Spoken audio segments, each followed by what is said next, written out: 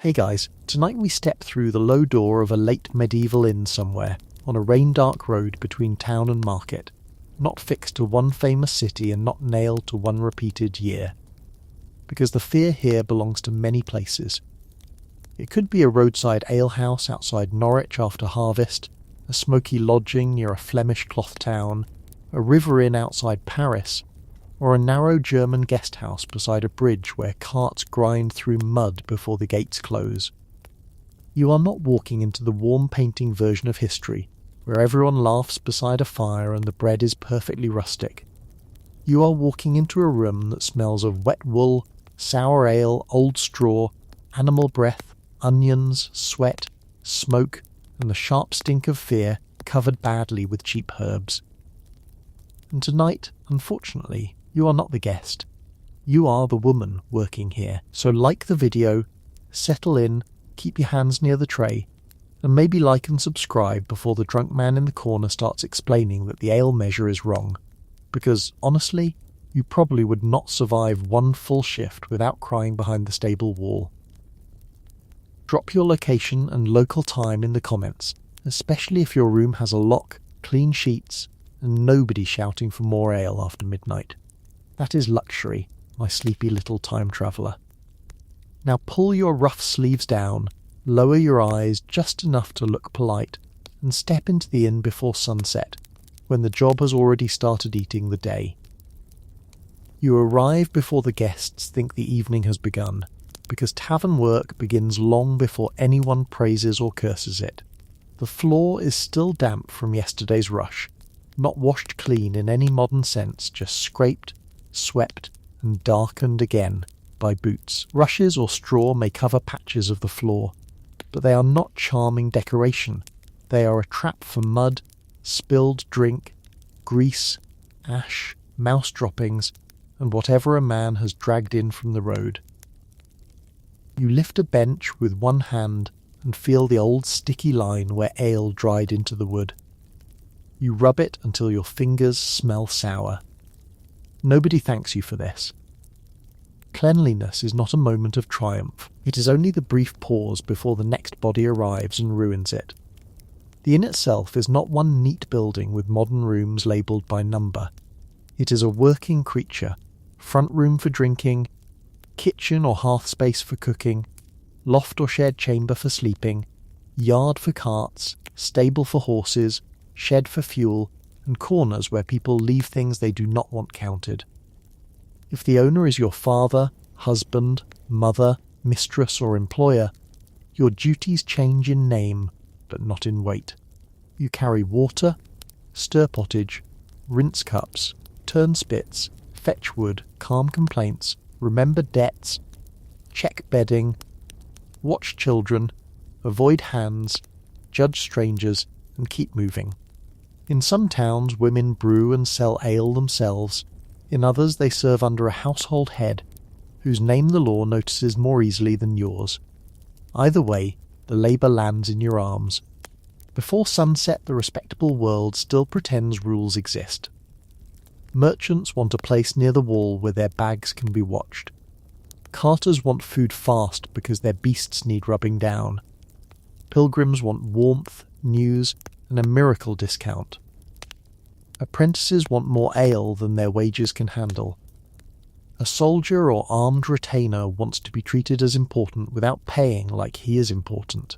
Each man enters carrying hunger, pride, road dirt, coin, suspicion, and a private idea of what a working woman should tolerate. You learn to read them quickly. The quiet man with clean nails may be safer than the laughing one with friends behind him. The man who calls you sweetheart in front of the room is not being kind. The guest who speaks softly while blocking the passage has already made the passage smaller. The first horror of the job is not a single scream. It is the slow understanding that the building is public and your body is treated as part of the furnishings. The benches belong to the inn, the cups belong to the inn, the ale belongs to the inn, and somehow your patience belongs to everyone who pays for a drink. You cannot snap at every insult. You cannot drop every tray when a hand brushes your skirt. You cannot refuse every late command without someone telling the owner you are proud, lazy, dishonest, or no better than you should be. Reputation hovers over you like smoke. Too friendly, and they whisper. Too cold, and they complain. Too tired, and they say you are rude. Too pretty, and trouble finds you. Too plain, and trouble still finds you, just with crueler jokes. So the inn opens like a trap because it looks ordinary. A pot hangs over the fire. A cat moves under the table. The first candle is lit. Rain taps the shutters. Someone laughs at the door. But you know the pattern. The room will fill. The air will thicken. The ale will pull men's voices lower and rougher. The road will empty outside, making the inn feel less like shelter and more like a box.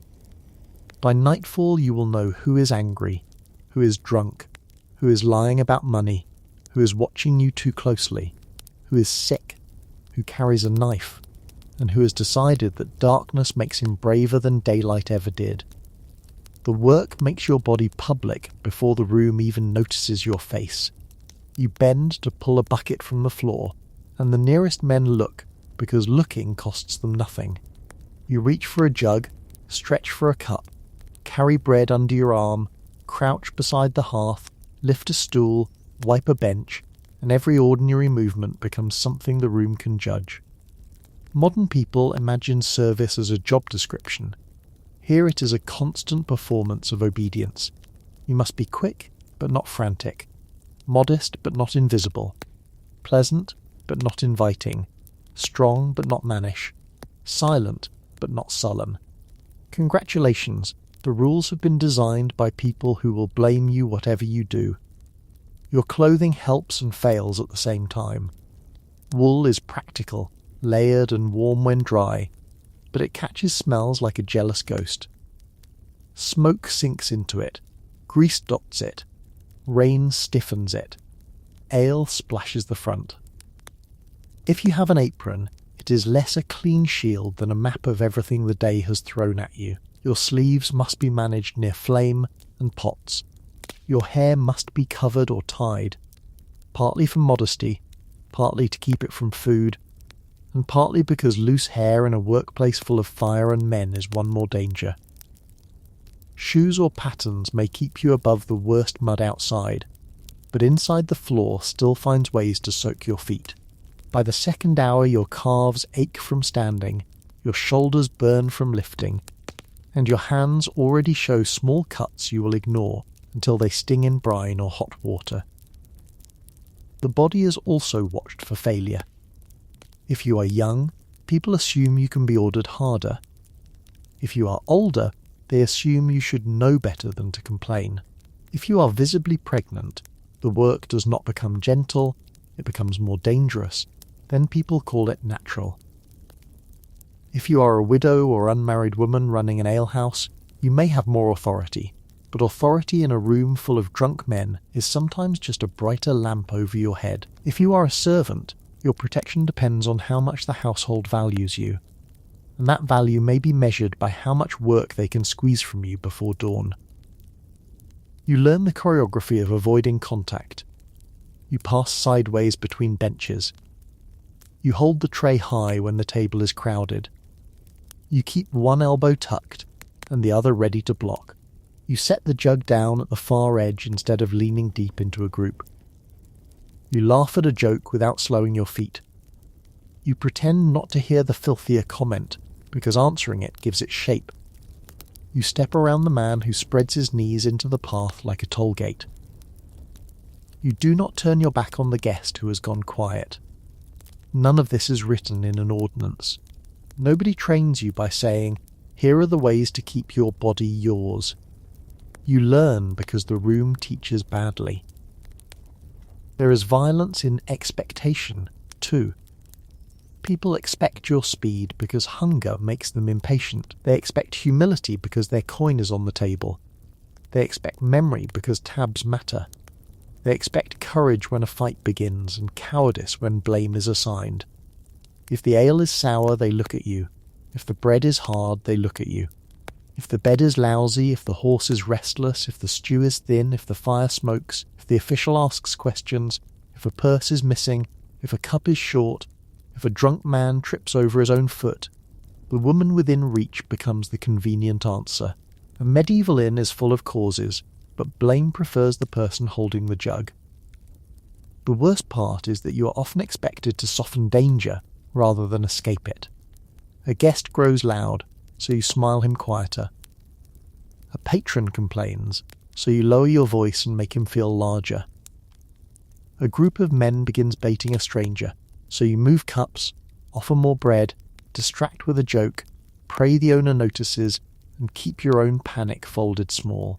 Emotional labour is not a modern invention. You pour ale into temper and hope it dilutes. You carry words like wet laundry. You turn fear into manners, because manners are cheaper than broken furniture. And still, the work must be done. The fire needs feeding, not your feelings. The pot needs stirring, not your righteous speech. A man snaps his fingers and you hate the sound, but the table owes money and someone must collect it before his memory conveniently dies. Your back hurts.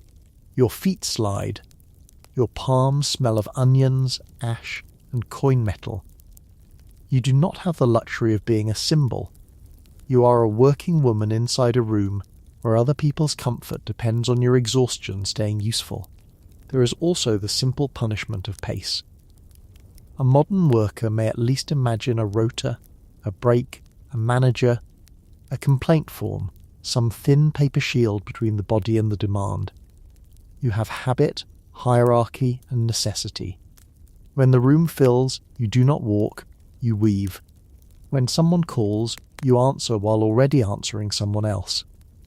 The pace teaches you to detach from your own discomfort. Thirst waits. Hunger waits. A sore ankle waits. Fear waits if it can. The job trains you to treat your body as the last guest to be served, and somehow that guest never reaches the front of the line. The kitchen burns you before the guests do. Even in a modest inn, the place where food is made is a little kingdom of heat, smoke, sharp edges, and hurry. A hearth may look comforting from a table across the room, but up close it is a red mouth demanding constant attention.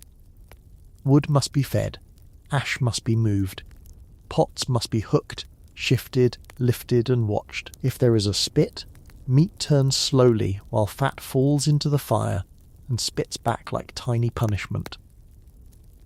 If there is bread to warm, pottage to thicken, onions to cut, fish to salt, cheese to slice, or leftovers to stretch into something sellable, it all becomes your problem the moment somebody outside shouts that he is hungry. Your tools are heavy because nobody has designed them for your comfort. Iron pots can pull the shoulder wrong if you lift too fast. Wooden paddles blister the hand. Knives are not delicate shining instruments, they are working blades that dull, slip, and bite when the board is greasy. A broken crock becomes a slicing edge in the rushes. A splinter from a fuel basket lodges under the nail. Grease turns a floor into a trap. Steam blinds you, and when you blink through it, someone is already asking why the food is late. Pain becomes a clock. Burn on the wrist at first serving. Cut on the thumb before full dark. Smoke headache by the second rush. Lower back by midnight. Knees by dawn. Very historic, very authentic, and absolutely not good for your wellness routine. Food itself is not the safe, cosy thing modern nostalgia imagines. Inns serve what can be bought, stored, stretched, reheated, disguised, and sold before it spoils too obviously. There may be pottage thickened with grain, beans, peas, greens, onions, herbs, bits of meat, or whatever did not die twice in smell. There may be bread from a local baker, hard cheese, salted fish, eggs, ale, sometimes meat for richer travellers, sometimes pies whose contents require trust, and trust is not always on the menu. You learn to judge by smell, texture, flies, and the owner's willingness to risk complaints. Spoiled food does not always announce itself dramatically. Sometimes it waits quietly until a guest's belly becomes the court of appeal. The kitchen is also a battlefield between cost and survival. Fuel costs money. Good ingredients cost money. Waste angers the household. But poor food angers customers, and angry customers are louder than empty cupboards. You are told to make thin stew look generous. You cut old bread into smaller pieces. You skim, stir, dilute, season and pray. If travellers arrive late, the pot must somehow feed more mouths. If a feast day or market day crowds the inn, the kitchen becomes a machine powered by female backs. Women in households, taverns and ale-selling spaces often carried the invisible arithmetic of scarcity, how to feed 10 with enough for 7, how to keep the fire alive without burning the fuel pile down, how to make yesterday edible, how to turn bad options into something that can be swallowed. Smoke is its own cruelty. Chimneys and hearth arrangements vary, and not every smoke path obeys the dreams of builders. On damp nights the room may cough smoke back at you. It stings the eyes, scrapes the throat, settles into hair, stains the ceiling, and makes every breath feel borrowed. You cannot simply step outside whenever you like, because outside there is mud, darkness, rain, animals, and work waiting there too. A modern kitchen with a fan already feels busy.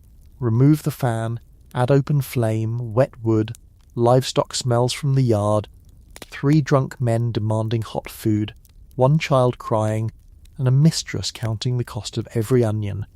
And suddenly you have medieval hospitality, otherwise known as a small smoky test of whether your soul can leave your body politely. Heat also changes how people treat you. Guests near the fire see warmth, you feel risk. They complain the room is cold while your arms shine with sweat under wool. They ask for more hot food when the pot is nearly empty. They tell stories about battles and saints while you fight the actual dragon in the hearth, which is not a dragon, because dragons at least have the decency to be fictional. Fire is real, hungry, and bored. It licks sleeves, leaps into straw, dries beams, and waits for one careless spark. You know this because every worker in a timbered world knows it. A kitchen mistake can become a street disaster. 1 knocked lamp, 1 dropped ember, 1 child too near the rushes, and the inn may turn from business to scream. So the kitchen is not behind the story, it is where the horror begins quietly. It teaches you that ordinary survival depends on your attention never breaking. Stir or burn, lift or spill, duck or blister, save fuel or freeze the room, serve quickly or face rage, serve badly or face accusation. The men in the front room think the danger begins when knives appear over dice. You know the first knife was in your hand at dusk, slick with onion juice, while smoke filled your lungs and the whole night's hunger pressed toward the door.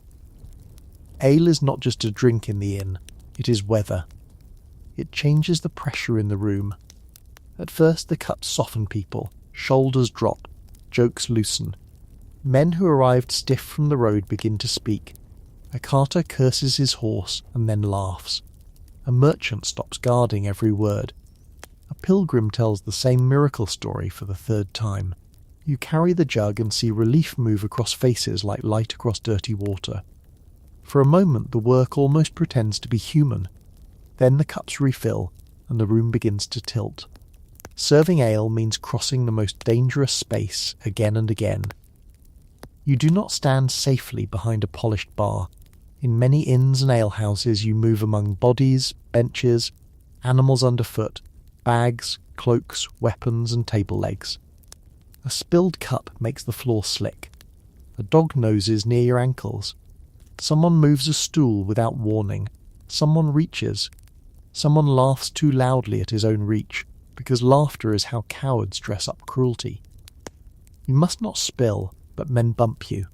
You must not be slow, but the room blocks you. You must not look angry, because anger from a working woman becomes evidence against her. Measures matter. Ale selling was often regulated in medieval towns because drink, bread, and basic foodstuffs touched public order.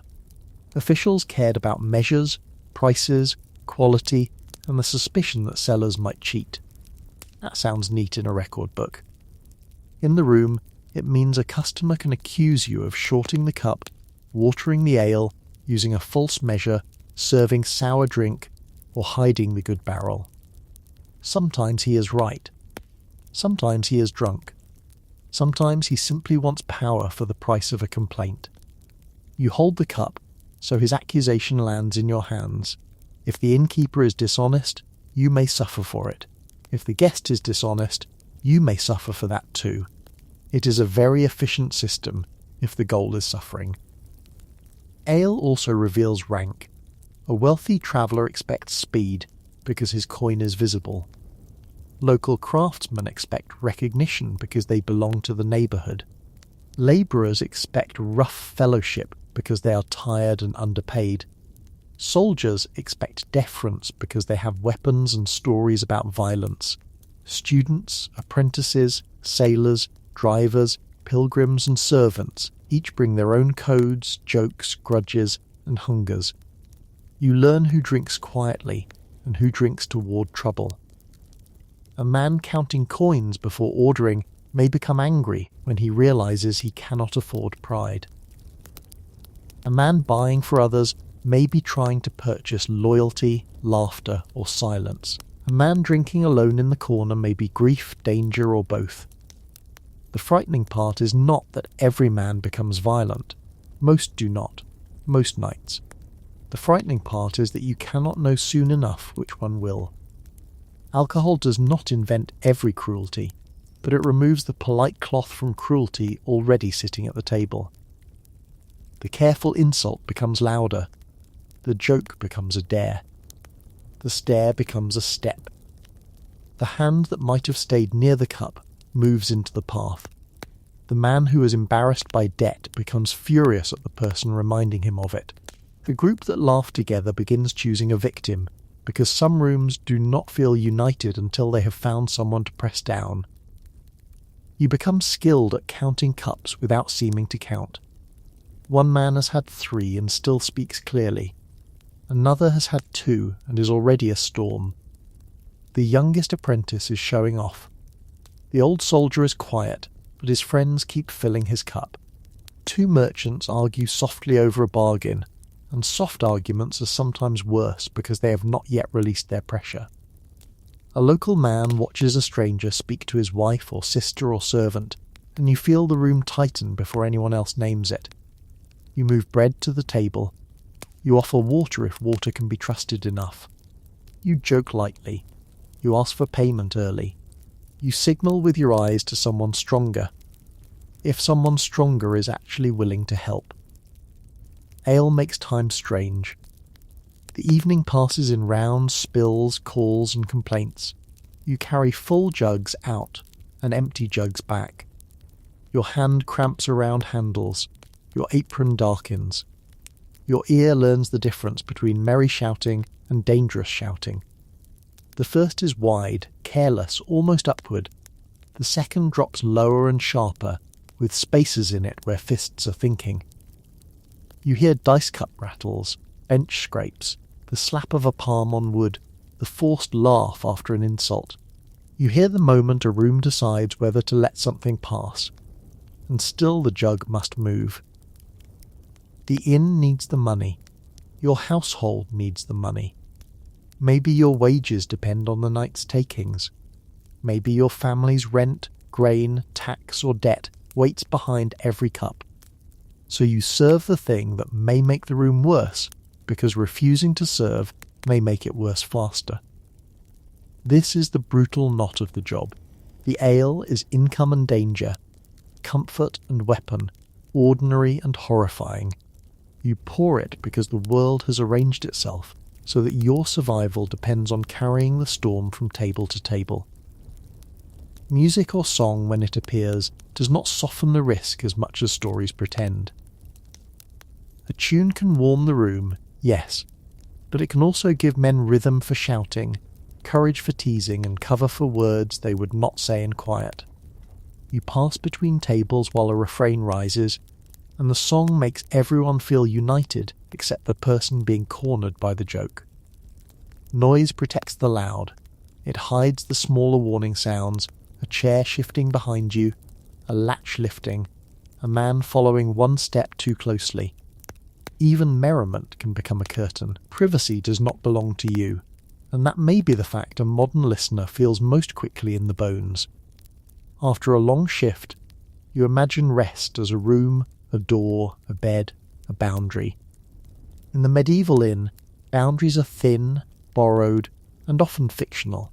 Sleeping arrangements vary by wealth and place, but for workers, privacy is rarely generous. You may sleep in a corner, near the kitchen, above the main room, in a shared chamber, beside female relatives, near children, or in a space that also stores tools, sacks, cloth, and the smells of the day. A latch is not a promise. A curtain is not a wall. A wall is not always silence. Guests sleep nearby. That is the problem. The same strangers you served when their jokes were getting worse now lie behind boards, curtains, or in the dark of a common sleeping space. Some snore. Some cough. Some mutter. Some get up to relieve themselves. Some come back from the yard in the wrong direction, or pretend it was the wrong direction. Footsteps at night become a language you never wanted to learn. Heavy step, drunk. Light step. Slow step, someone trying not to be heard. Barefoot, worse. Because bare feet mean intention or desperation. You keep your breathing quiet and count the boards. A respectable guest may have a bed to himself or share with companions. Poorer travellers may share space in ways that make modern people immediately uncomfortable. Bedding is expensive. Rooms are multi-purpose. The inn earns by fitting bodies into shelter. For a woman working there, that means the night does not empty the workplace. It only changes the shape of danger. By day, eyes are the problem. By night, darkness is. By day, you can appeal to witnesses, even if witnesses are useless. By night, everyone is half asleep, pretending not to hear what might require courage. The door is a small piece of wood against a very large world. Some doors bar well, some do not, some have gaps. Some are used by too many people to feel like protection. Keys, where they exist, belong to household authority, not necessarily to you. If you are a servant, you may not control where you sleep. If you are an innkeeper's daughter, your family may protect you fiercely or use your labour until protection becomes another task you must manage yourself. If you are a widow running the place, you may command the room by daylight and still lie awake wondering whether command lasts after the last candle dies. Night also brings obligation. You may be woken to fetch more ale, heat food for late arrivals, check a horse, attend a sick guest, quiet a child, clean a mess, open for someone pounding at the door, or help the household decide whether the pounding is business, danger, or both. Refusing a late traveller may be cruel, illegal in some expectations, or financially foolish. Opening may be worse. The road outside is full of people who did not arrive before curfew or gate closing, merchants delayed by mud, pilgrims lost, messengers, labourers, soldiers, outlaws, desperate families, and men who know an inn has food, drink, bedding, women, and money inside. A knock after midnight is never just a sound, it is a question with teeth. There is no modern emergency number waiting politely behind the wall. Help, if it comes, is human, local, slow and uncertain. A watchman may be nearby in a town, or not. Neighbours may hear, or not. The owner may wake, or not. A strong male relative may defend you, but he may also be drunk, absent, cowardly, or part of the problem. Law exists, yes, but law after midnight often arrives after harm, not before it. A woman's safety depends on architecture, household alliances, reputation, luck, and the willingness of other people to risk themselves. That is not safety, that is a weather forecast. Even when nothing happens, the fear takes rent from your body. You sleep shallowly, you wake at coughs, you flinch at the hinge. You keep a knife near the hearth not because you dream of heroics, but because the hand wants something to hold. You know which board creaks near the stair. You know how many steps from your pallet to the kitchen door. You know where the poker rests. You know which guest drank enough to forget manners and not enough to forget movement. These calculations become part of rest, which means they ruin rest. In the morning, people will speak as if the night was peaceful, because no one died, no one burned the roof, no one ran screaming into the road. But peace measured that way is a very low standard, friends. The worker rises with smoke in her hair, a sore hip from the pallet, a stiff neck from guarding herself in sleep, and another day of service waiting. The bed has not saved her. The wall has not saved her. Dawn has only returned witnesses to the room, and witnesses are not the same as justice. The job also makes you the keeper of everyone else's wreckage. By the time the inn quiets, the room looks as if a small dirty battle has taken place between appetite and furniture. Cups lie on their sides, bread crusts harden under benches, bones, grease, rushes, spilled ale, ash and mud form a map of the evening. A man has been sick near the doorway and somehow considers the matter finished because he has walked away. Someone has tracked manure from the yard. Someone has bled from a split lip into the straw after a fight he will describe tomorrow as nothing. Someone has left a chamber pot too full, because dignity apparently was not included with the lodging fee. Cleaning in this world is not sterile, it is damage control. You scrape, sweep, carry, rinse, soak, shake, turn, and hide what cannot be truly fixed before the next guests arrive. Water is heavy. Soap is not wasted like modern hand foam in a cheerful bathroom. Lye, ash, sand, herbs, hot water, scrubbing, sun, and labour do what they can. Cloth holds stains. Wood holds smells. Bedding holds secrets. Straw can be replaced if there is enough, but often it is refreshed rather than transformed. The standard is not hotel clean. The standard is, can anyone complain loudly enough to cost us money? Bedding is its own horror story whispered in fabric. Mattresses may be stuffed with straw, chaff, wool, feathers for the better off, or whatever the place can afford. Blankets carry warmth and history is not always your friend. Fleas travel. Lice travel. Bedbugs are not medieval fantasy. Biting insects have loved human sleep for a very long time, because humans keep making the generous mistake of lying still. You shake bedding outside when possible, beat it, air it, change what can be changed, and still the living small things remain. A guest wakes angry with bites and blames the woman who cleaned, not the entire civilization of shared bedding and limited laundering. Chamber pots are practical and humiliating.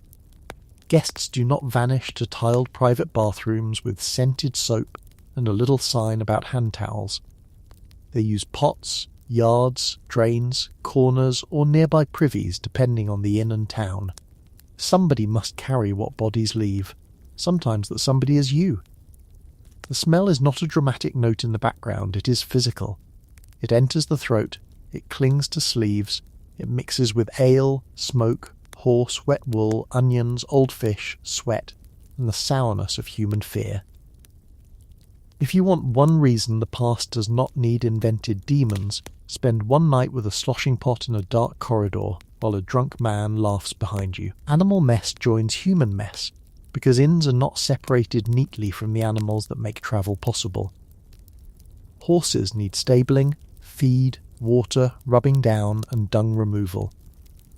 Dogs move near the fire. Cats patrol for mice. Chickens may scratch in yards. Pack animals stamp, snort, kick, and drop their own opinions on the ground. The yard becomes mud-churned with straw, urine, manure, and spilled feed. A woman working in or around an inn may not always handle every stable duty, but the smells and tasks cross boundaries.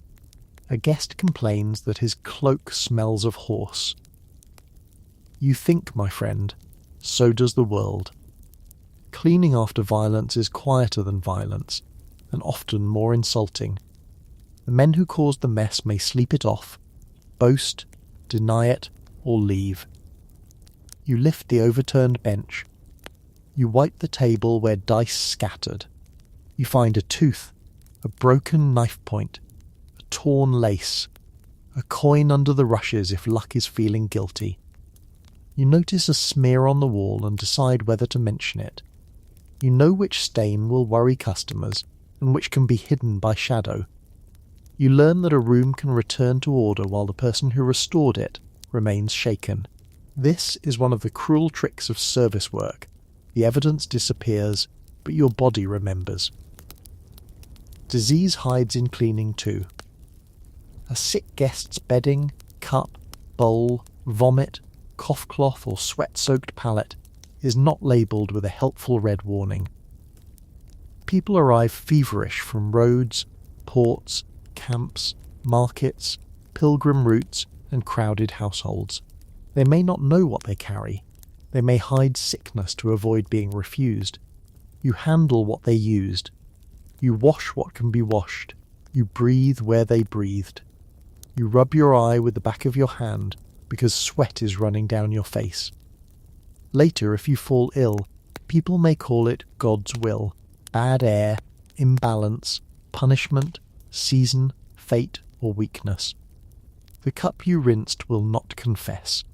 By the time the room is clean enough, your own body is the dirtiest thing you cannot set aside. Your nails are blackened at the edges. Your apron smells like 12 arguments.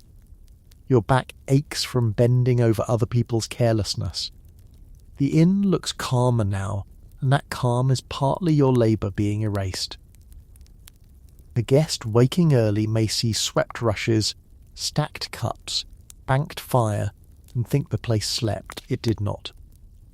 You moved through its filth like a ghost with a bucket, making civilization possible one disgusting task at a time. Laundry is another hidden misery in this chain of filth. Bedding, aprons, cloths, shirts, towels, and table linen, if the house owns any, must be soaked, beaten, rinsed, wrung, dried, and somehow returned to use before mildew, weather or shortage ruins the plan. Cold water numbs the hands. Hot water costs fuel. Drying depends on sun, air, smoke, space, and luck. A wealthy guest may complain that a blanket smells stale, without understanding that every cleaner blanket is the result of a woman hauling wet weight until her wrists ache. Reputation follows you more closely than any customer. In a medieval community, what people say about a woman can shape whether she marries, works, borrows, sells, testifies, rents, survives, or is believed. Tavern and inn work puts you in public, near men, near drink, near strangers, and near money. That combination is useful to the economy and dangerous to your name. People want the service, then judge the woman who provides it. Very tidy of them, very unfair, very historically on brand. Alewives, servants, hostesses, innkeepers' wives, daughters, widows, and female workers could be essential figures in local hospitality. Women brewed, sold, cooked, accounted, negotiated, and managed. But public trade exposed them to suspicion. A woman selling ale might be accused of short measure, bad quality, disorderly conduct, or immoral behaviour. A woman serving men might be imagined as available simply because she was visible. Gossip does not need evidence to start moving. It only needs a mouth, a listener, and a woman with too little power to stop it. You feel this in small choices. How long do you stand at a table? Do you laugh when a regular jokes, or keep your face still? Do you accept a compliment, ignore it, mock it, or punish it with silence? Each answer carries risk. Friendly service may be interpreted as invitation. Cold service may become insult. Fear may look like guilt. Confidence may look like pride. A man may speak to you in a way that would shame him before respectable women of his own household, then later call you the shameful one for having heard it. The room makes the mud, then points at your hem. Family reputation turns your personal danger into household danger. If you are a daughter of the house, your conduct reflects on parents and siblings. If you are married, it reflects on your husband, who may react to gossip not by defending your reality, but by guarding his pride. If you are a servant, a damaged reputation can cost you employment and references. If you are a widow, people may treat independence as suspicion. If you are poor, your reputation may be one of the few forms of credit you own.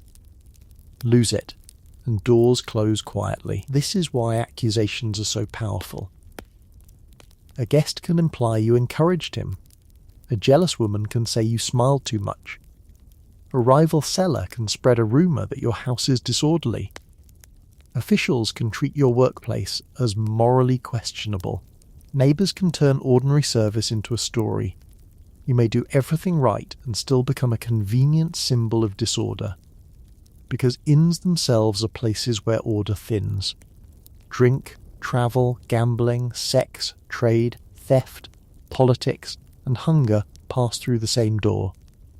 The woman inside becomes part of the story other people tell about danger. Reputation also controls speech. You cannot always name what happens to you. If a customer threatens you and you complain, who believes you? If someone grabs you and you shout, who says you provoked it? If you refuse service to a powerful man, who protects the household from his anger? If you warn a younger girl, do you frighten her or prepare her? Silence becomes a tool and a wound. Women teach each other with looks, gestures, and careful phrases. Do not go alone to the yard. Do not take the far cup if he offers it. Do not stand near the stairs when that group drinks. Wake me if they knock. Keep the poker closer tonight. There is a brutal loneliness in being watched by a community that depends on you. The town wants ale but mistrusts ale sellers. Travellers want beds but blame the inn for the sins of the road. Men want female labour but call working women loose for being near them. The church preaches order, modesty and self-control, while the marketplace rewards bold selling, quick service and survival instincts. You live at the crossing of these expectations, carrying food in one hand and your fragile public name in the other. Drop either one, and someone will notice. Yet reputation can sometimes protect you, if you have enough of it, and if the community chooses to honour it. A known widow who runs a respected house may command more caution. A family with strong guild ties may discourage certain abuses. A woman known as sharp-tongued and well-supported may be less easy to corner. But those protections are uneven. They depend on class, kin, location, and the mood of people who may help only when it costs them little. Reputation is armour made of rumour. It can deflect a small knife. It cannot stop a room that has decided not to care. So you guard your name with the same tired care you use for the fire. Bank it, watch it, feed it, shield it from sparks. You know a single night's gossip can outlive the man who caused it. You know a woman can be blamed for being in the place where she was required to work. And as you carry ale through the smoky room, every stare reminds you that the job is not only to serve bodies, it is to survive the stories those bodies will tell. Violence can begin over almost nothing, which is another way of saying it usually begins over pride. A dice throw, a debt, a spilled cup, a seat near the fire, a horse not fed quickly enough, a remark about a man's trade, town, wife, master, saint, accent, or courage. People like to imagine medieval violence as grand and cinematic, banners and swords and tragic music. Inside an inn, it is often smaller, uglier, and much faster. A bench scrape, a cup thrown, a fist, a knife half drawn, someone shouting for friends, and you standing there with bread in your hand like history's least protected referee. The room's layout works against you. Tables trap movement. Benches pin legs. A crowded hearth blocks one side. The doorway may be clogged by bodies who want to watch, but not intervene. Smoke blurs vision. Candles and lamps create pockets of shadow. If a fight begins, you must decide in a heartbeat whether to move away, rescue the cups, protect the fire, shout for help, pull a child back, or grab the money before someone vanishes. Every choice can be wrong. If you step between men, you may be struck. If you do not, the owner may say you let the room break. Service work, but make it a medieval combat puzzle. Weapons do not need to be dramatic. A belt knife, eating knife, staff, stool, jug, poker, buckle, fist, boot, or pot can become enough. Travellers may carry blades because the road is dangerous. Town authorities may restrict certain weapons, but restrictions are not magical force fields. A man who came in armed does not become harmless because the inn has rules. Nor does a drunk man need military training to injure someone. Strength, anger, crowding and furniture will do. You learn to notice hands near belts. You learn which men argue with open palms and which curl their fingers before stepping forward. Gambling sharpens everything. Dice games and wagers over cards or tables may be tolerated, condemned, hidden or common depending on place and time. But the emotional pattern is reliable: hope, loss, accusation, anger. A man losing money may accuse another of cheating. A man winning may become arrogant enough to invite punishment. A poor worker may risk coins he cannot spare, and then look for someone weaker to blame for the shame of losing them. You, passing with ale, are not part of the game until suddenly you are. You bumped the table, you distracted him, you saw the throw, you must witness, you must deny, you must bring more drink, you must get out of the way. Drunken violence is not constant chaos, it has weather signs. The jokes become repetitive. Men speak over each other. One man stops laughing, another keeps laughing too long. A table grows quiet around a single voice. Someone stands when he does not need to stand. Someone calls another by a title he does not deserve, or refuses a title he wants. These are little sparks. You notice because noticing is survival. You offer food. You refill one cup slower. You ask for payment before the man loses more coin. You move the sharpest knife from the table if you can do it without being seen. You send a younger girl away from the room. You keep your face calm, because fear can excite fools the way blood excites dogs. When violence does break, the aftermath lands on you.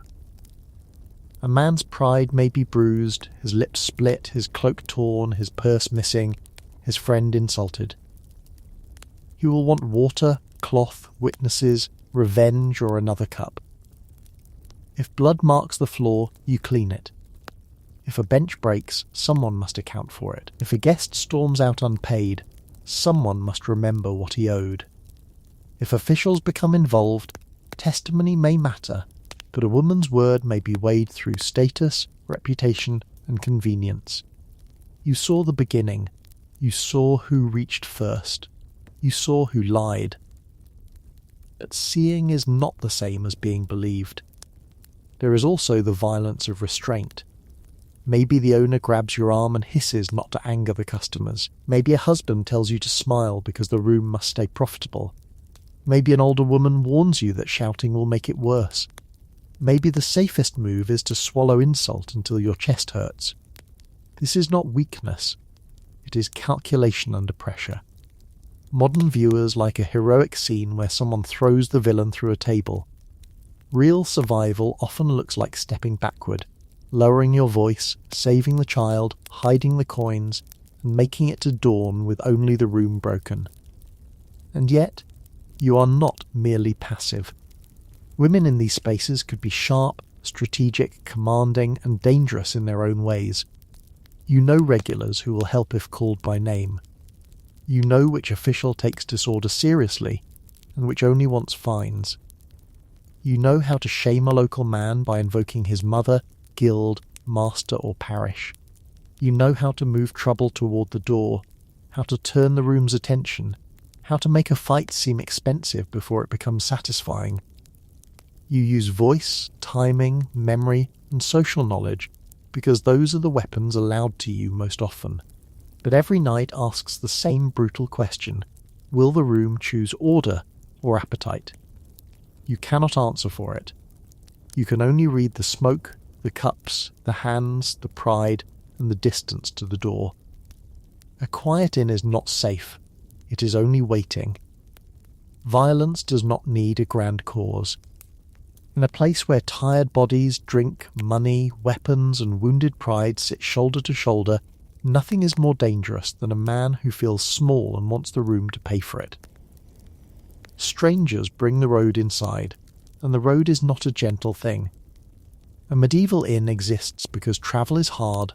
Markets, courts, pilgrimages, fairs, wars, seasonal labour, trade routes, river crossings, ports, and messages all push people from one place to another. By the time travellers reach the door, they have been rained on, cheated, delayed, frightened, overcharged, underfed, and exhausted. Some are grateful for shelter. Some arrive already angry at the world and choose the nearest woman as the place to set that anger down. You learn to assess a stranger before he speaks. Mud tells distance. Shoes tell money. A cloak tells weather and status. A horse tells more. Companions matter. A lone traveller may be vulnerable or dangerous. A group may be safer because they police each other. Or worse, because courage multiplies in fools. A pilgrim badge may signal devotion, but devotion does not always make a man kind. A merchant's purse may mean profit, but profit attracts thieves. A soldier's scars may mean experience, trauma, hunger, arrogance, or all four having a loud meeting in his skull. You cannot know enough, so you guess constantly.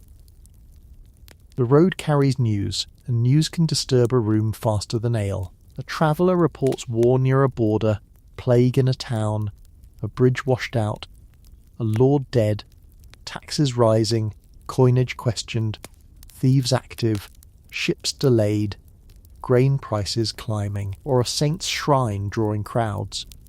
Some news is true, some is performance, some is fear wearing a borrowed coat. Inns are information exchanges. People listen while pretending not to. As a worker, you hear more than many realise. Men speak freely near servants because they mistake labour for emptiness. You carry cups through secrets. You remember names, roads, prices, feuds and rumours because memory may save money or lives later. Strangers also bring objects that complicate the night.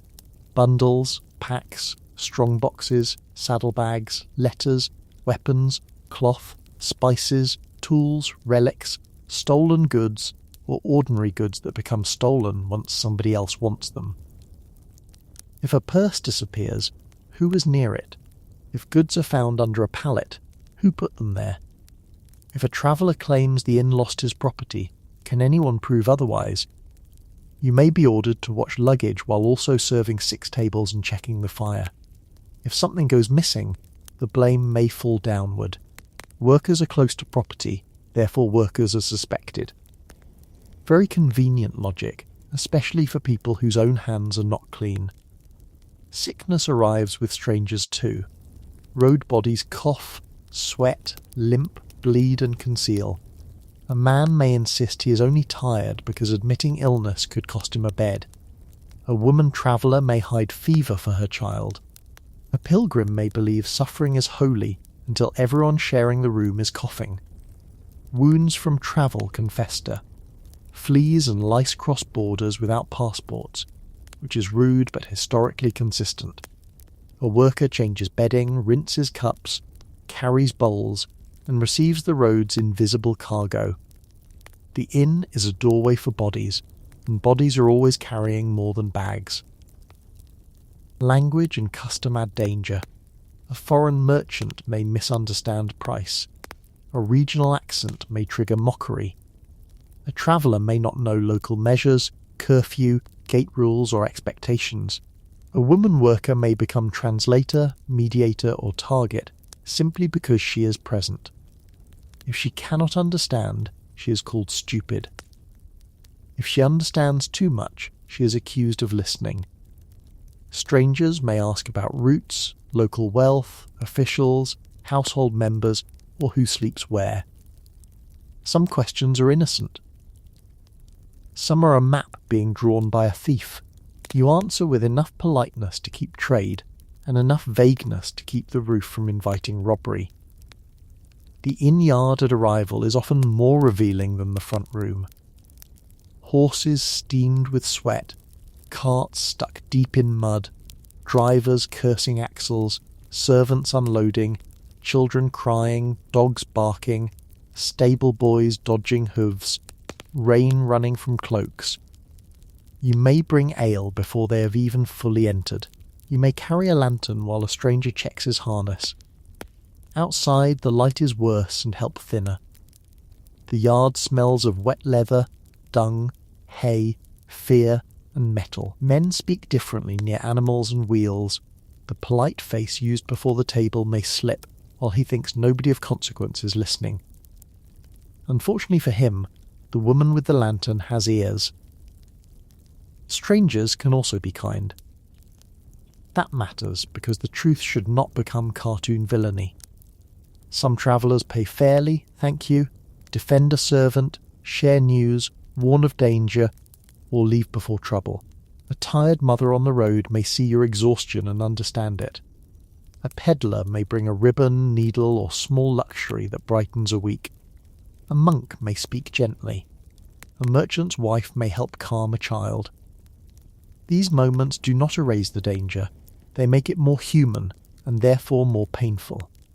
The inn is not hell because everyone inside is evil. It is frightening because kindness and threat sit at the same table, and you must serve both before you know which is which.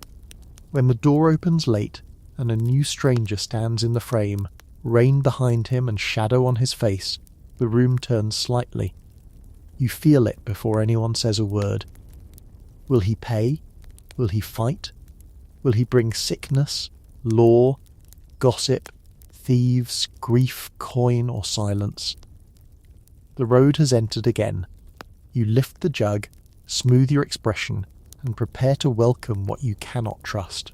Some strangers are women too, and their presence changes the room in complicated ways. A merchant's wife may command respect, because she arrives with property and household authority. A servant girl travelling with a family may be watched as closely as you are. A widow on the road may bargain hard, because nobody else will protect her purse. A poor mother may trade politeness for a corner near the fire. You recognise the look in their eyes when they enter, the quick measure of exits, men, light, price, and whether another woman nearby might become help if the room turns. The law does not disappear inside the inn, but it does not necessarily protect you either. Medieval authorities cared about food, drink, prices, measures, disorder, curfew, vagrancy, gaming, weapons, and public morality, because a tavern could become a knot of problems very quickly. Ale might be tested. Measures might be inspected. Cellars might be fined. Inns might be watched for suspicious travellers, illegal gatherings, stolen goods, or late-night noise. On paper, this sounds like supervision. In your life, it often feels like another set of eyes ready to blame the person doing the work. Women connected to brewing and selling ale appear often in local records because ale was a domestic and commercial product, and women frequently made or sold it, especially at the small-scale household level. That did not mean society respected the labour equally. A woman ale seller could be fined for breaking price or measure rules, selling poor ale, or violating local ordinances. Sometimes regulation helped communities, bad measures hurt customers. But regulation could also become pressure on women already navigating poverty, supply costs and male customers who complained loudest when payment was due. The official sees the cup. He may not see the hand that knocked it, the owner who ordered it stretched, or the customer who refuses to pay fairly. Inspections are humiliating because they turn your workspace into a public test. An ale taster or local officer questions the measure. A constable asks about lodgers. A town servant demands names. A churchwarden's concern about moral order becomes a stare at the women who serve. If a fight happened last night, why was it allowed? If noise continued after curfew, why was it not stopped? If a traveller was robbed, who was responsible? The law's questions slide toward the people nearest the mess. You are always near the mess. That is literally the job. A powerful guest can use the law as a threat. He does not need to strike you if he can say he will complain to officials, tell your master, report the measure, accuse the house of cheating, claim he was overcharged, or suggest disorder.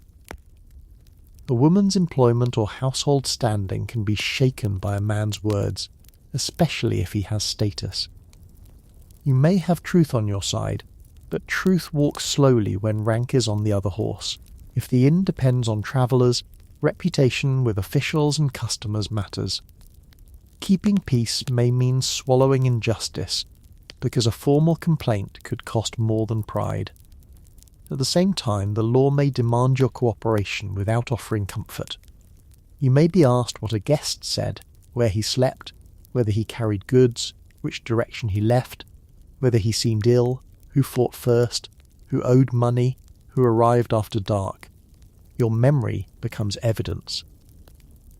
But giving evidence can be dangerous. Accuse the wrong man, or the right man with the wrong friends, and the next night may become colder. Stay silent, and officials may suspect you.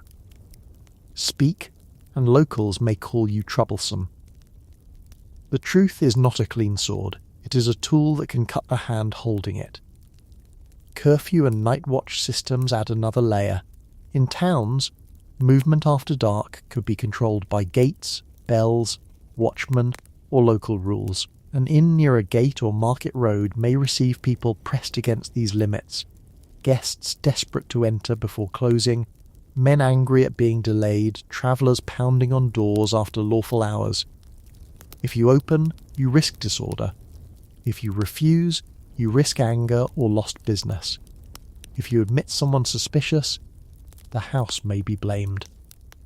If you turn away someone important, the house may be punished socially or financially. The law creates lines, but women working at the threshold have to bleed on them. Moral suspicion is especially heavy. Taverns and inns are useful, but they are also places of drink, gambling, strangers and loosened behaviour. Preachers and civic authorities often worried about disorder in drinking spaces. A woman there becomes easy to fold into the anxiety.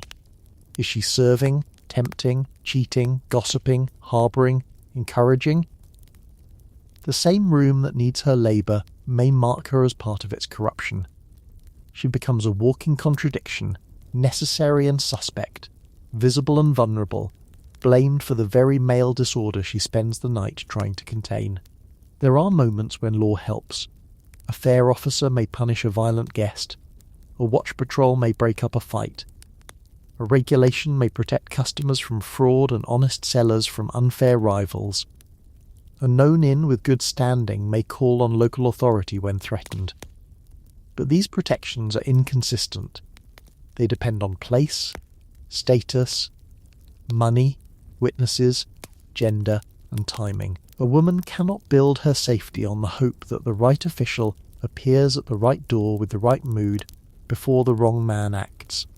So you learn the legal landscape the way you learn the room, by danger signs. Do not short the measure where someone can see. Do not let a stranger vanish without noting his face. Do not allow noise to spill into the street if the watch is strict. Do not argue with a badge unless someone stronger stands behind you. Do not trust that being innocent makes you safe. In the inn, law is not a shield held over you, it is another weight on the tray. Punishment for disorder may fall in public forms that make humiliation part of justice. Fines, stocks, scolding, public correction, or a forced appearance before local authority can follow trouble, depending on place and offence. A man may treat a fine as the price of a night's temper. A woman may experience the same process as a stain that spreads into future employment, marriage, credit, or trust. This uneven consequence teaches caution. You do not fear only the blow or the insult. You fear the official morning after, when men describe the story in ways that leave themselves taller. Disease sleeps in every bed because the inn is a meeting place for bodies that should maybe not meet. Guests arrive from crowded towns, damp ships, muddy roads, army camps, pilgrim routes, fairs, markets, and households, where sickness has already begun whispering. They share air, cups, bowls, bedding, benches, fleas, lice, stories, and bad decisions. The inn does not have a sanitation department. It has tired workers, uncertain water, smoke, straw, herbs, prayer, and the persistent medieval belief that if something smells terrible, at least everyone can agree it is suspicious. You see illness before you can name it. A cough that bends a man over his bowl. A child too hot under a cloak. A traveller sweating in cold weather. A woman with a wrapped hand that smells wrong. A carter who keeps rubbing his belly. A soldier with an old wound leaking through cloth. People hide symptoms because sickness can cost shelter, wages, or reputation. If a guest admits he is unwell, the inn may refuse him, isolate him poorly, or charge anyway. If he says nothing, you carry his cup, shake his blanket, empty his bowl, and breathe where he has breathed. Medical knowledge exists, but it is not modern rescue. People understand experience. Bad water can sicken, spoiled food can harm, close contact can spread some troubles, foul smells feel dangerous, and epidemics terrify communities. They may explain disease through humours, miasma, divine will, astrology, contagion in some contexts, diet, imbalance, or moral fear. Remedies may include herbs, rest if anyone can afford it, bleeding, poultices, prayers, charms, changed diet, or advice from women healers, barber surgeons, physicians for the wealthy, monks, neighbours, and whoever sounds confident near the fire. Confidence, sadly, is not antibiotics. A woman in the inn becomes nurse by proximity. A sick guest needs water. Someone must wash cloth. Someone must bring broth. Someone must clean vomit. Someone must change bedding. Someone must decide whether the man in the corner is sleeping normally or slipping into something worse. That someone may be you, because care work falls downhill into women's hands. You may not be paid extra. You may not be thanked. You may be blamed if he worsens, especially if the household fears officials, relatives, unpaid bills, or a dead body in the lodging room, which is generally bad for business and worse for the soul. Insects make the work intimate in the worst way. Fleas move through bedding and clothing. Lice hide in seams. Rats and mice visit grain, scraps, walls and shadows. Medieval people did not live in complete ignorance of pests, but controlling them was hard. Cats help. Traps help. Cleaning helps. None of it creates a sealed modern environment. A traveller brings vermin in his clothes. Her bed sends them home with someone else. You scratch at your wrist while serving and wonder whether the itch began in the bedding, the straw, the guest's cloak, or simply in your exhausted imagination. Then you scratch again, because imagination apparently has tiny legs. Foodborne illness is another quiet threat. A pot kept too long near warmth, meat badly stored, fish too far from freshness, dirty knives, shared boards, contaminated water, hands moving from chamber pot to bread dough. Because work does not wait for perfect hygiene, these are not shocking exceptions, but possibilities woven into the day. People may develop cramps, fever, vomiting, weakness or worse, and the inn's reputation may suffer. The worker suffers first though, because she handles the clean-up and may eat the leftovers no guest wanted. Poverty has a special talent for making risk look like supper. Epidemic fear changes the emotional air. In decades touched by plague or other outbreaks, every swelling, fever, cough or sudden death can become a signal. Rumour runs faster than diagnosis. A house may be avoided. A traveller from a stricken town may be watched. Prayer grows louder. Blame searches for bodies, foreigners, the poor, women, sinners, servants, anyone already close to suspicion. The inn, with its constant flow of strangers, becomes both necessary and frightening. It offers shelter, and shelter is exactly where infection can gather. The brutality is not only that you might get sick, it is that illness does not pause the work until it conquers you. If your throat burns, you still serve. If your stomach twists, you still lift. If your hands ache with fever, you still rinse. Rest is for people whose absence can be afforded. A woman in a working household may hide her own sickness because too many tasks depend on her. When she finally lies down, someone may call her lazy before they call her ill. Very restful. Very medieval. 10 out of 10 would not recommend. At night, disease becomes part of the soundscape. Coughing behind a curtain, a groan from the shared chamber, someone stumbling toward the yard, a child whimpering, a whispered prayer. You lie awake and count not only footsteps but breaths. The inn holds bodies close because the world outside is cold and dangerous. That closeness is the comfort. That closeness is the threat. By dawn you may have survived the men, the fire, the law, the filth and the darkness, only to carry inside you something no one can see yet. Money makes you a target because coins are small, portable and surrounded by lies. An inn runs on constant little transactions, cups of ale, bowls of food, bed space, stabling, fodder, candles, extra fuel, repairs, favours and credit, extended to people who suddenly discover memory problems when payment is due. You may handle pennies, half-pennies, farthings, foreign coins, clipped coins, bad coins, tokens, promises, and the thrilling medieval financial instrument known as a man swearing by 3 saints he will pay tomorrow. Spoiler, tomorrow is often a foggy country he cannot locate. If you collect payment, you become part of conflict. Ask too early, and a guest feels insulted. Ask too late, and he may leave.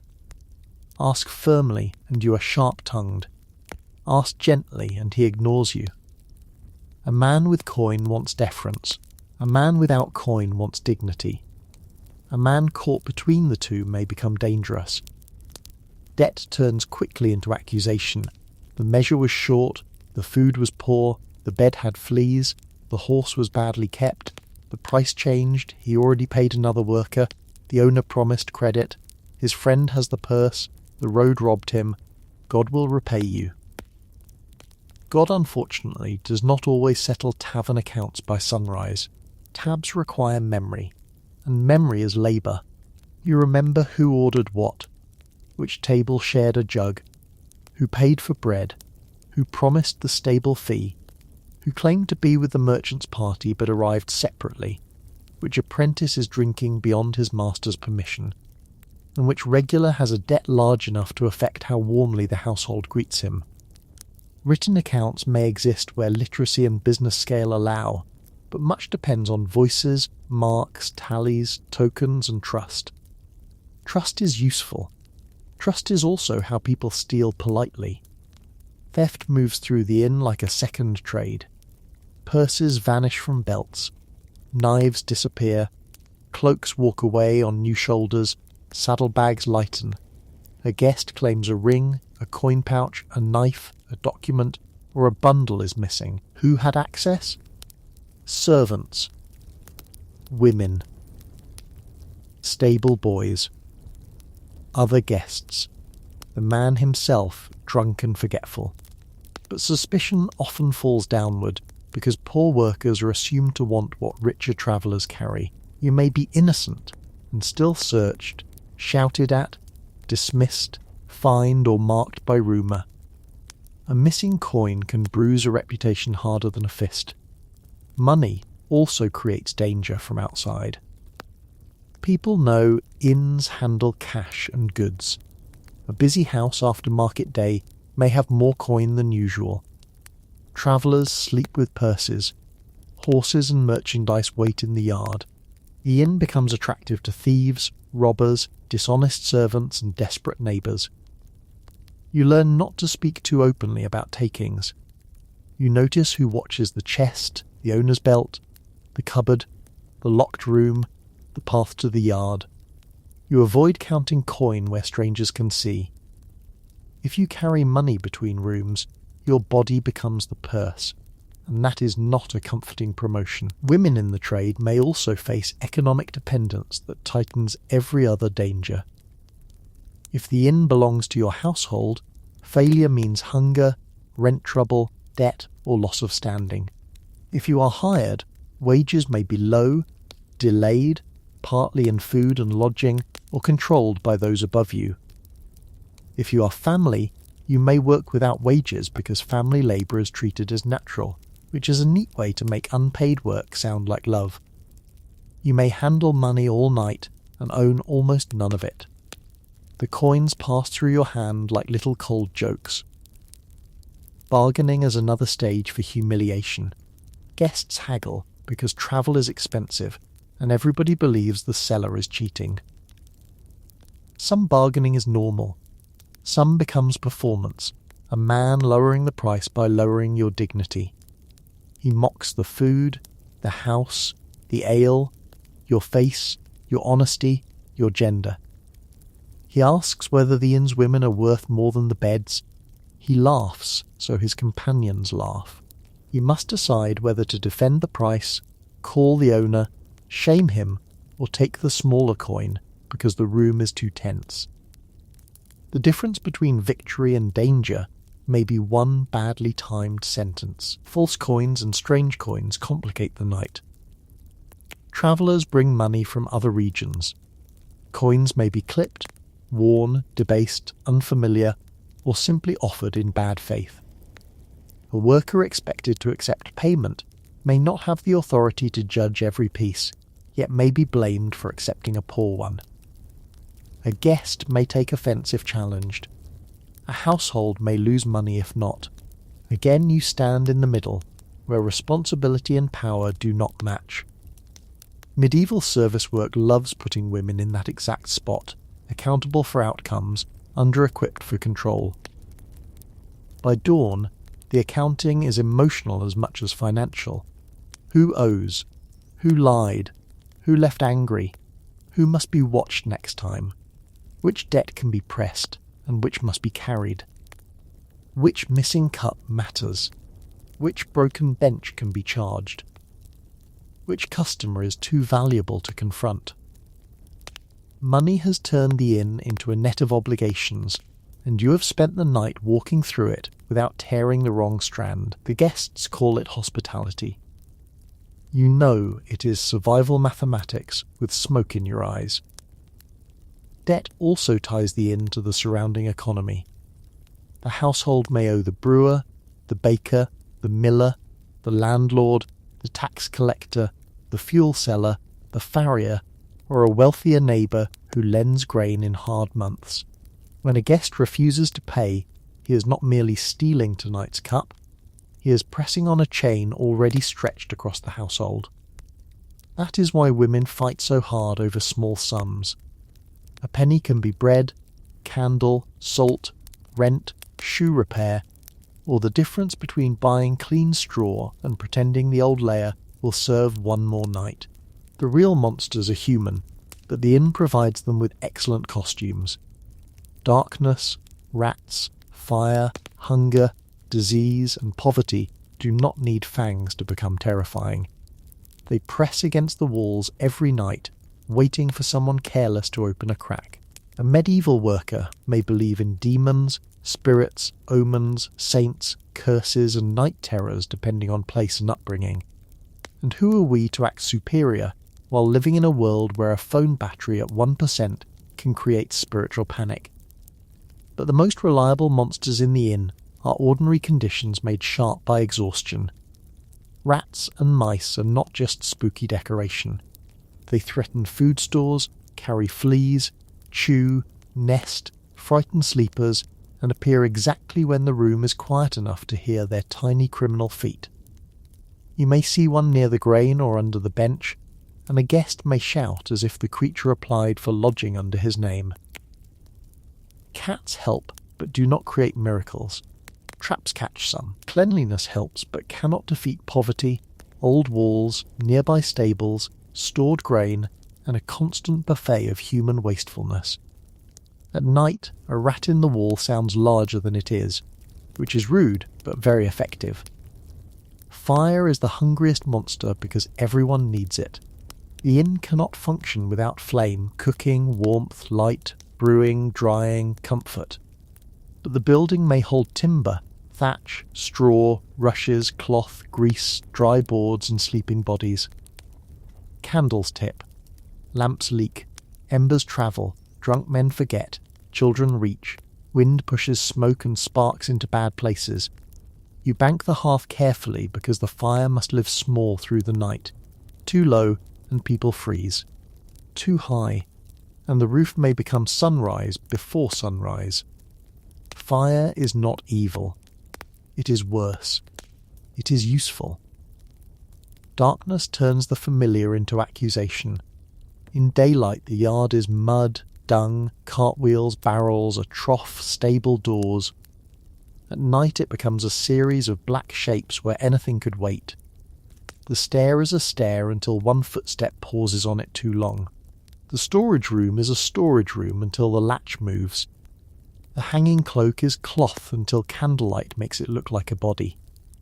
The brain is a storyteller when afraid, and yours has a generous budget. Still, imagination is not foolish here. Many real dangers begin as uncertain shapes.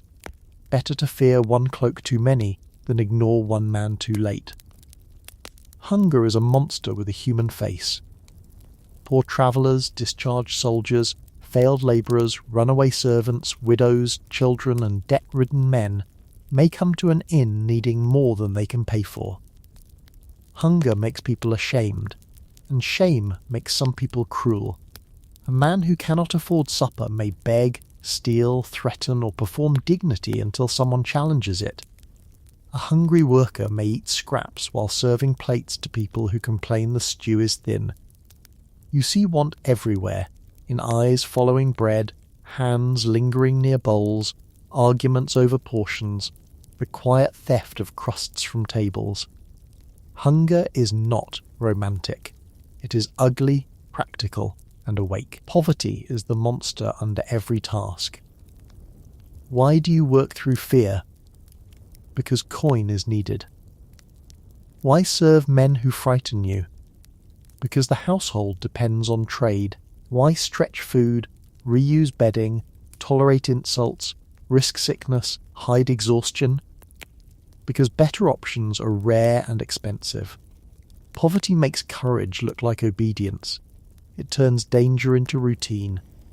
It teaches people to call suffering normal, because naming it would require changing it, and changing it would require power. You do not have enough power. You have a bucket, a broom, a tray, and a memory. Disease wears no cloak, but it enters like a guest. It sits in a cup, a flea, a blanket, a breath, a wound, a bowl, a hand. It does not announce itself with thunder. It waits until your throat hurts, until the child coughs, until the guest in the loft stops answering, until rumour says 3 houses near the market have closed their doors. In plague years or fever seasons, every ordinary illness acquires a shadow. The inn becomes a place where bodies gather against cold and loneliness, and that gathering can betray them. Comfort and danger share the same bed. History is subtle that way, the little creep. And then there are men who choose monstrous behaviour because the room allows it. Not all men. Obviously, history is not a cheap tavern joke. But enough. Men who know a servant cannot easily accuse them. Men who hide behind rank, money, weapons, drunkenness, friendship, or the claim that it was only jest. Men who wait until witnesses leave. Men who turn a woman's public job into private vulnerability. Men who understand that a reputation can be injured without touching skin. These are the monsters you fear most, because they can smile in daylight. The inn at midnight is full of almost supernatural life, rats in walls, wind at shutters, fire breathing low, sleepers muttering, boards creaking, dogs growling, a horse stamping in the stable, rain scratching the roof, and somewhere a man awake when he should not be. You stand with a candle and understand why people imagine demons in the dark. Demons gave fear a face. The real horror is that sometimes fear already has a face, and you served it ale 2 hours ago. Behind the chaos, women hold the whole place together, and that may be the most infuriating truth of all. The inn appears to guests as a service, food arrives, drink pours, fires burn, beds exist, horses are tended, messes vanish, disputes soften, information flows. To make that happen, women and girls work like hidden beams inside the structure. They brew, bake, scrub, mend, fetch, cook, soothe, count, remember, bargain, nurse, warn, guard, and endure. If they stop, the inn stops. If they complain, someone says the work is natural. Brewing alone can be a major labour. Ale does not appear because men are thirsty and history loves them. Grain must be managed, malted or acquired, water heated, mash handled, wort boiled or processed depending on method and period, yeast or barm tended, vessels cleaned, barrels watched, quality judged, spoilage feared. Small-scale brewing often belonged to household work, and women played a huge role in it, especially before brewing became more centralised and commercial in many places. The drink men used to become loud may have begun in a woman's careful, exhausting labour. There is a poetic injustice there, and it tastes slightly sour. Food planning is another invisible command. The woman who seems to be merely stirring may be calculating supply, guest numbers, fuel, timing, cost, leftovers, status expectations, fasting rules, market prices, and which regular complains if onions are too strong.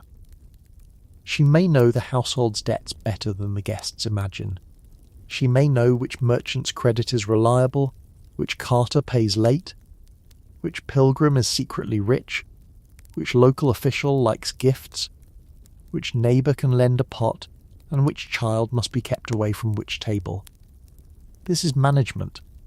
But because it happens with an apron on, people call it helping. Women also manage emotion as infrastructure. A room full of men does not calm itself by magic. Someone eases insults, redirects anger, flatters the proud, comforts the frightened, separates rivals, lowers voices, offers food, moves cups, smiles at the right time, and chooses silence at the right time. This is not softness. It is tactical work. It prevents broken furniture, unpaid bills, injuries, and official trouble. A clever hostess may know more about peacekeeping than the men who brag about keeping order with fists. She uses tone, timing, shame, kinship, memory and humour. She survives because she reads people faster than they read themselves. Childcare often sits in the middle of everything. A woman working in an inn may have children underfoot, her own, relatives, servants' children, apprentices or young helpers. The room is not safe for them, but work cannot pause because childhood exists. A child may sleep near noise, carry small items, sweep, fetch, watch the baby, learn who to avoid, and grow up thinking the smell and smoke is normal weather. Mothers work while listening for one cry among 20 sounds. They nurse, scold, hide, feed, and protect, while serving guests who complain the service is slow. The tenderness is real. So is the cruelty of needing to divide attention between a child and a paying man. If the innkeeper is absent, drunk, dead, travelling, useless, or simply less competent than his wife, women may effectively run the business. Widows in particular could continue trades or manage households in some contexts, though always within legal and social limits. A capable woman may negotiate with suppliers, handle accounts, hire help, deal with officials, and command regulars. But capability does not erase danger. It may attract resentment. Men who accept her ale may not accept her authority. Rivals may challenge her honesty. Officials may inspect more eagerly. Respect comes, if it comes, as a practical concession, not a guarantee. Female networks keep the place safer than guests realise. Older women teach younger ones who to avoid, how to lift without ruining the back, where to hide coins which herbs settle the stomach, how to judge ale, how to calm a room, how to answer insults without feeding them, how to sleep lightly without going mad. Neighbours share warnings, strangers on the road, sickness near the market, a violent man back in town, a false coin passing through shops. A laundress hears something. A baker's wife knows something. A servant saw something. Women's knowledge moves through the town like underground water, not official, but essential. Still, holding the inn together does not mean being honoured by it. Guests remember the host's name, the ale's strength, the bed's discomfort, the price, the fight, the road news. They may not remember the woman who prevented the fight from becoming worse, who noticed the fever, who saved the purse, who banked the fire, who cleaned the floor, who stretched the stew, who warned the girl, who kept the child away from the stranger, who counted the coins correctly after 16 hours awake. Her work becomes the absence of disaster. Absence is hard to praise because people notice ruins more than roofs. By midnight, if you stand still for one moment, you feel how much of the building rests on women like you. The warmth, the food, the drink, the information, the order, the cleaned mess, the guarded reputation, the quiet child, the unburned roof. You are not decorative. You are load-bearing. And because the world knows this, it uses you harder. You also hold together time itself. The inn works by sequences. Fire before food, water before washing, grain before ale, clean cups before serving, bedding before guests climb the stairs, payment before departure if possible, doors before dark, embers before sleep. When men say the place runs well, they often mean no one noticed the sequence. A woman's competence is measured by invisibility. The smoother the night, the more natural her labour appears. The moment it fails, everyone suddenly discovers her importance, usually by shouting her name. Midnight is the worst hour, because the inn stops pretending. Earlier, the room belongs to business, arrivals, meals, bargaining, jokes, cups, horses, the visible logic of hospitality. After midnight, the useful noise thins. Some guests sleep.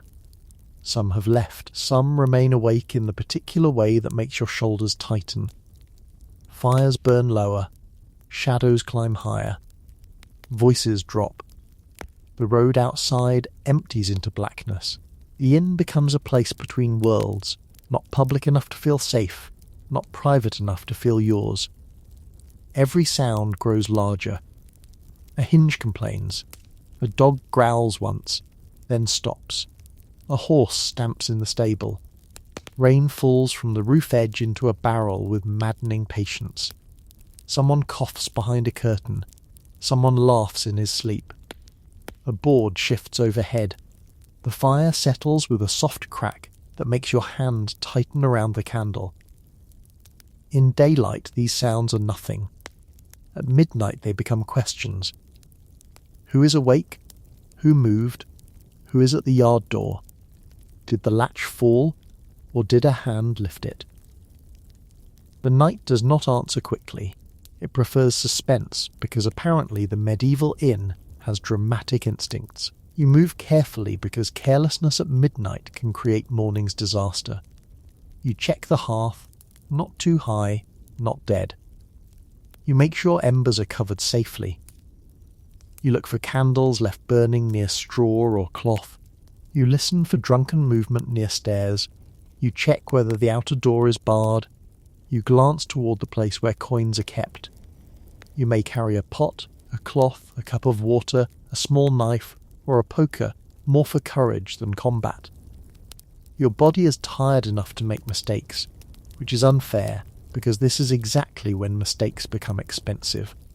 Men who stayed awake past the others become harder to read. Some are harmless insomniacs, worried merchants, grieving pilgrims, night shift carters, or travellers whose bones ache too badly for sleep. Others are waiting for a companion to pass out, waiting for a door to be unguarded, waiting for you to cross the room alone, waiting for courage to finish fermenting in ale. You cannot accuse a man of waiting. You can only arrange the room so he has fewer opportunities. Keep distance. Keep light. Keep someone else within call if possible. Do not enter the yard alone if you can wake another worker. Do not believe the phrase "just a moment." Late arrivals are the true test. A knock comes after the room has settled. Maybe a traveller delayed by mud-begs for shelter. Maybe a messenger has urgent business. Maybe a thief knows the household is tired. Maybe a local man barred by curfew wants drink. Maybe someone is injured. Hospitality, profit, charity, law and fear all argue at once. To open is risky. To refuse may also be risky. The person outside may shout, plead, threaten, name a lord, claim a saint's protection, or promise high payment. The door becomes the whole world, wood between need and danger. If you are the one sent to answer, resentment burns under the fear. Why you? Because you are awake. Because you are nearest. Because men in charge may decide while women approach the latch. Because the household has learned to spend your nerves like fuel. You stand near the door and ask who is there. Rain blows through cracks. The voice outside sounds tired, or false, or both. Behind you the inn holds its breath badly. Someone snores at exactly the wrong time. You do not open wide. You do not step out. You look for shapes beyond the first shape. One man at the door may mean 3 men in the dark. The hours after midnight also reveal how alone service can feel. The daytime room is crowded, but not necessarily supportive. The sleeping room is full of people, but not necessarily awake for you. You might be surrounded by bodies and still feel abandoned. That is one reason the job is horrifying. Danger does not require physical solitude. It requires social solitude, the knowledge that others may hear and do nothing, or wake and ask why you caused trouble. Exhaustion changes your mind. Shadows move. Memory slips. A harmless cloak looks like a crouched figure. You forget whether you barred the back door and must check again. You hear a whisper and realise it is rain under the eaves. You smell smoke and cannot tell whether it is normal half-smoke or the beginning of fire. Your eyes sting. Your stomach hollows. Your feet throb. The body wants to sleep so badly that staying alert feels like holding a door shut against the sea. And then sometimes nothing happens. That is almost worse in a quiet way. No thief enters, no guest attacks, no fire starts, no official pounds at the door, no horse breaks loose. The room simply breathes until dawn. But you have spent the hours ready for disaster, and readiness is labour. Fear has weight. You carried it. When morning comes, someone may say it was a quiet night.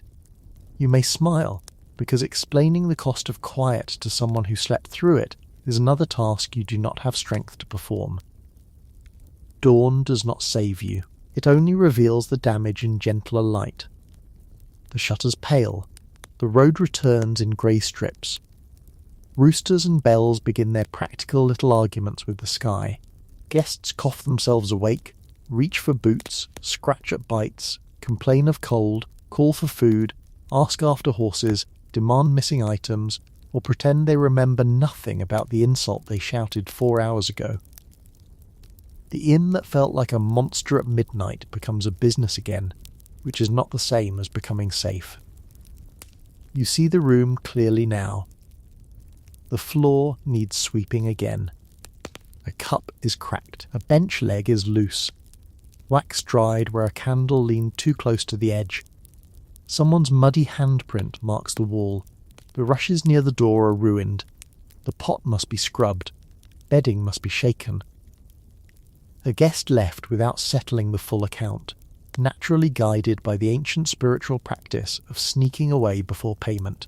Another insists he paid last night, and because everyone was tired, maybe he did, maybe he did not. Morning is full of small trials disguised as chores.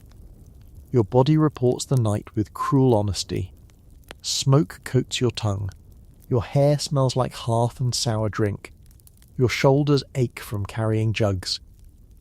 Your wrists remember being grabbed even if no bruise shows. Your feet feel swollen inside stiff shoes. A cut on your finger has reopened. Your eyes burn from poor sleep. Your stomach is empty, but food smells briefly unbearable because you have handled too much of it for others. You are not dramatically broken. You are worn down, which is the more historically common tragedy.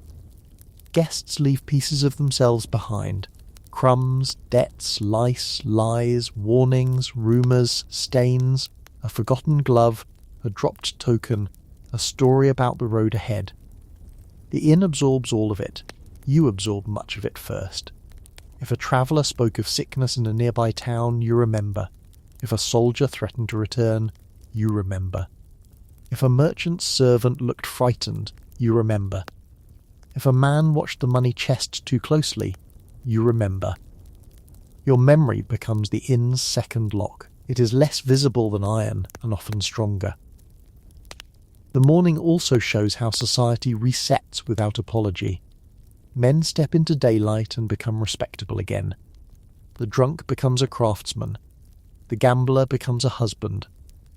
The threatening guest becomes a customer whose coin is welcome if he returns. The official becomes orderly. The merchant dignified. The pilgrim holy. The soldier brave. You remain the woman who served them, cleaned after them, feared them, soothed them, and must be careful what she says about them. Daylight launders reputations unevenly. It rinses some men clean and leaves women holding the bucket. If the inn is your home, there is no leaving work. The workplace is the family space, the sleeping space, the place where children grow, the place where strangers enter, the place where money is made and danger arrives. If you are a hired servant, leaving may mean returning to a smaller bed, fewer protections, and another day's orders. If you are a widow or alewife managing business, morning brings accounts, suppliers, inspectors, brewing, and the next set of judgments. Survival is not an episode, it is a schedule. Still, dawn offers small mercies, and for a sleep history script we may accept them carefully, like a warm cup held in both hands. The light makes the yard less monstrous. The horse in the stable is only a horse again, not a heavy shadow behind boards. The cloak hanging by the stair becomes cloth, not a crouched figure. The road shows its ruts. The cat stretches near the hearth with insulting peace. A child wakes and asks for bread.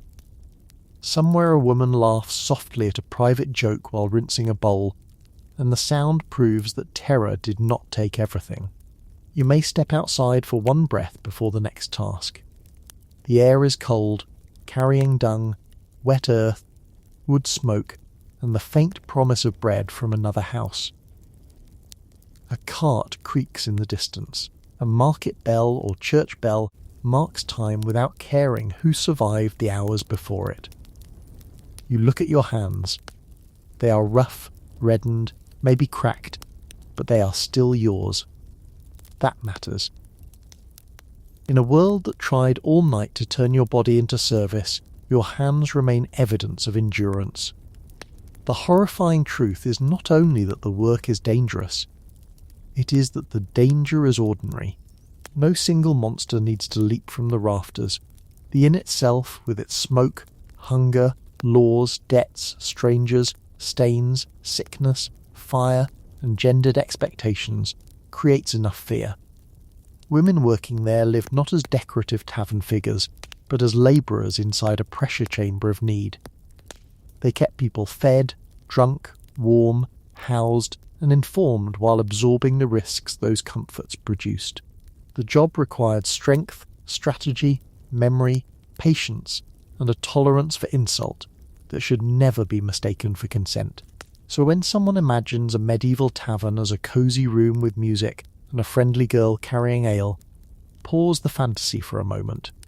Look closer at the wet hem of her dress, the burn on her wrist, the way she watches the door, the way her smile ends the second she turns away, the way she knows who owes money and who must not be trusted alone, the way she hears footsteps even while pouring.